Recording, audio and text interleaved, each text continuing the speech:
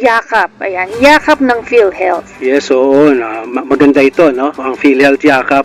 Well, Ma'am Cathy, yung PhilHealth Yakap po, programa po ito ng pamahalaan sa pangunguna po siyempre ng PhilHealth na naglalayon po na alagaan po ang mga Pilipino para maging malayo po sa pagkakasakit. At sa pamamagitan po ng programang Yakap, mababantayan po ng mga Yakap clinics ang kalusugan po ng bawat miyembro na nakarehistro po sa kanila. At nang sa gayon, mapanatili po yung mabuting kalusugan o kaya maagapan, maagang matutuklasan kung meron mang karamdaman yung ating kababayan at mabigyan ng nararapat pong gamot para hindi po lumala, bumuti po yung kanila pong pakiramdam at hindi na po sila hahantong dun sa yung mas magastos na gamutan. Oo, hindi na sila mako-confine, di ba? Huwag nang paabutin doon.